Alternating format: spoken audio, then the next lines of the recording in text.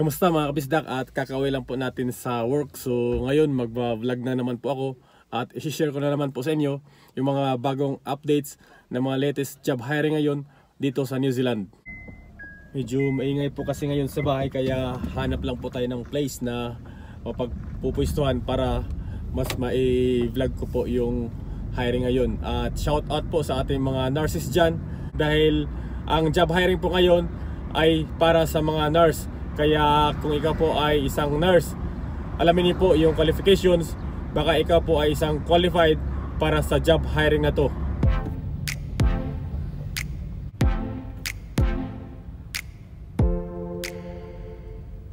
So nakahanap tayo ng bakante dito at magpo-park lang po tayo mga kabisdak.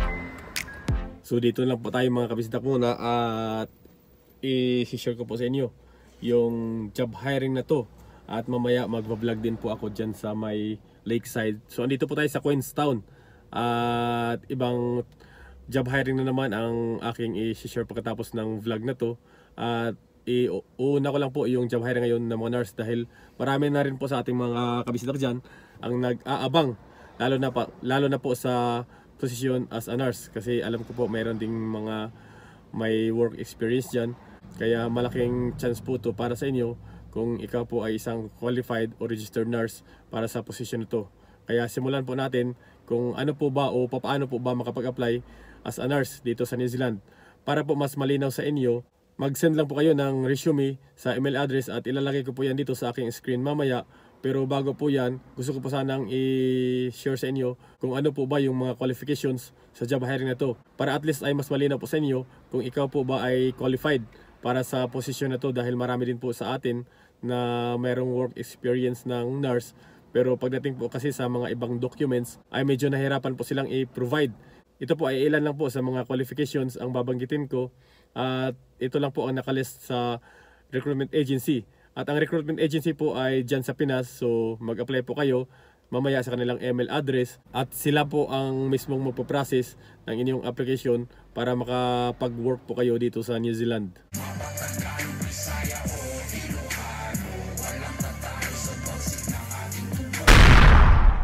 Kaya para po sa job opportunities na to, ang New Zealand po ay hiring po ngayon. Shout out sa ating mga nurses dyan. At ito po ay para po sa mga male applicant, at hindi lang po male applicants, kundi pwede rin po yung mga female applicants. Kaya babae at lalaki po ay pwede pong mag-apply para sa posisyon ng nurse papunta dito sa New Zealand. At heto naman po yung kanilang mga qualifications para mas malinaw po sa inyo: with at least 1 year work experience within the last 2 years. Then kailangan po meron po kayong bachelor's degree in nursing. At kailangan din po to ng IELTS.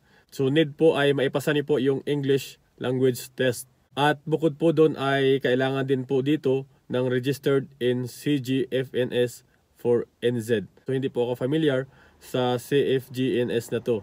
Pero para sa ating mga nurse dyan, sigurado ay alam niyo po yung ibig sabihin nito. At isa pa pong qualifications nila: candidates with book English test dates or with scheduled resitting will be accepted as well. So kung meron po kayong maipakita na nakapag-book na po kayo para sa test na to, at ang tinutukoy po dito yung sa IELTS po. So kung wala pa po kayong result ng IELTS, pwede din po kayong mag-apply basta meron na po kayong appointment at maipakita niyo po sa kanila na nakapag-book na po kayo. So medyo mahirap po ang requirements at mga documents na ipo-provide para sa nurse position na to. At medyo mahigpit po kasi ang Immigration New Zealand pagdating po sa mga documents at requirements, kasi talagang sinasala po nila yung qualifications at experience para makapag-work dito sa New Zealand. Pero kung kayo naman po ay sa tingin nyo ay qualified para sa position na to at interested po kayo na mag-apply, ay mag-send lang po kayo ng resume dito sa staff house. At ito po yung kanilang email address, at mag-send lang po kayo ng inyong latest o updated na resume. Mas mainam po kasi pagka-updated ang resume niyo, para po mas ma-verify nila yung pinaka-work experience niyo po.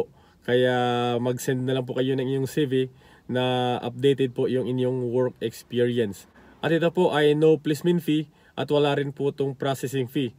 Kaya mag-apply lang po kayo sa staff house. At ang staff house po ay isa po yan sa number 1 ng top 50 na nagpapaalis abroad. Kaya legit na legit po talaga tong Staff House, at mag-apply lang po kayo sa kanila. At kung interested naman po kayo na mag-walk-in sa kanilang office, ang Staff House po ay located po to sa may Quezon City. At ito po yung kanilang complete address kung kayo po ay interested na mag-walk-in. At kung kayo naman po ay mayroong mga inquiries, pwede po din kayong tumawag sa kanilang phone number. Hanapin nila po si Ma'am Ann. Direct po kayong makipag-usap sa kanya dahil siya po ang staff para sa job hiring sa posisyon ng nurse papunta dito sa New Zealand. Ang Staff House po ay registered sa POAA at ito po ay may valid license. Kaya ang Staff House po ay siguradong 100% legit agency na nagpapaalis papunta dito sa New Zealand. At marami na rin po tayong mga kababayan na nakadating na po dito. At yung nurse po na posisyon ito, ngayon ko lang din po ito na i-share sa inyo na hiring po ang Staff House. Ang karamihan po kasi na hiring ng Staff House is yung mga skilled trades. Pero chance nyo na po kung kayo po ay isang qualified nurse para sa posisyon na to. At ulitin ko po, mag-send lang po kayo ng iyong resume dito sa email address ng Staff House. Yan po ay no placement fee, no processing fee, at wala rin po yung salary reduction. Yan po ay 100% non-fee. At ang kagandahan po nito ay once na nandito na po kayo sa New Zealand, ay pwede niyo rin pong dalhin o kunin ang inyong family papunta dito sa New Zealand. So isang magandang balita po to sa ating mga nurses dyan. Mag-send na po kayo ng iyong resume sa Staff House. At ang kagandahan po sa nurse position na to ay pwede po kayong makapag-apply basta meron po kayong fresh na experience within 2 years po. Kaya huwag niyo na pong palagpasin yung chance na to kung ikaw po ay merong work experience at least 1 year. At basta meron na lang din po kayong bachelor's degree ng nursing. So mas mainam i-try niyo po kung ikaw po ay interested at mag-apply na po kayo para sa job hiring ito as a nurse.